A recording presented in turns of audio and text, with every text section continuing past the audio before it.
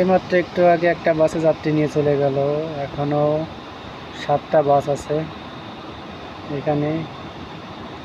7টা বাসে একে একে যাত্রী নিয়ে চলে যাবে।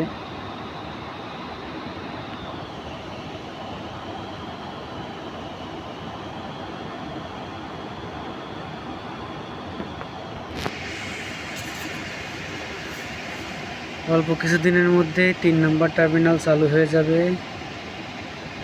ইতিমধ্যে 3 নম্বর টার্মিনালে যত কনস্ট্রাকশন কোম্পানি আছে সবার ফ্রি সার্ভিস শেষ হয়ে গেছে এবং 1 বছরের জন্য সব কোম্পানির সাথে চুক্তি হয়েছে মেইনটেনেন্সের। এই যে বিমানটা ওইখানটাতে আছে, 3 নম্বর টার্মিনাল চালু হলে এই জায়গাটাতে এসে দাঁড়াবে, এই খাম্বার সামনে।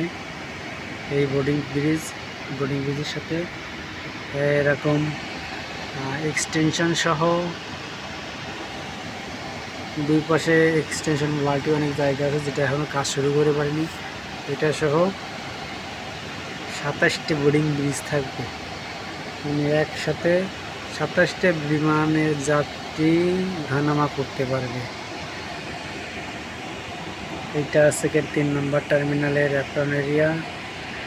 যেহেতু 3 নম্বর টার্মিনালে প্রবেশের কোনো অনুমতি এখন নাই, তাই অ্যাপ্রন এরিয়া থেকেই যাত্রীদেরকে ওঠানামার ব্যবস্থা করে। এই 2য় নম্বর বাসটা দেখা যাচ্ছে যাত্রী নিয়ে চলে যাচ্ছে। ইউএস বাংলা থেকে যাত্রী নিয়ে এই বাস রওনা দিছে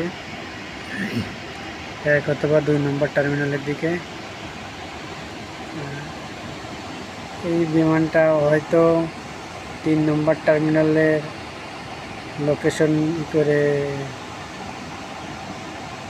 নামানো, যাদের বিমান টিকিটে 3 নম্বর টার্মিনাল লোকেশন থাকতে পারে, অথবা এটাতে 1 নম্বর বা 2 নম্বর টার্মিনালের পার্কিং প্লেসে অথবা বোর্ডিং প্লেসে জায়গা না থাকার কারণে এই জায়গাতে ল্যান্ড পার্কিং করতে পারে। তবে বর্তমানে কিছু নতুন কোম্পানি বিমান বাংলাদেশে আসার কারণে ওই 1 নম্বর 2 নম্বর টার্মিনালে জায়গা না হওয়ার সম্ভাবনা থাকতেছে। আর 3 নম্বর টার্মিনাল হয়ে গেলে সেই সমস্যার সমাধান হয়ে যাবে। এই পাশে একটা বিমান দেখতে পাচ্ছি, বিমান দেখা যাচ্ছে না এখান থেকে। ইথিয়া একটা কোম্পানির বিমান এখানে পার্কিং করা আছে। এটা 2-3 সপ্তাহ ধরে আসতেছে নতুন। আর একটা বাস দেখতে পাচ্ছি যাত্রী নিয়ে চলে গেছে।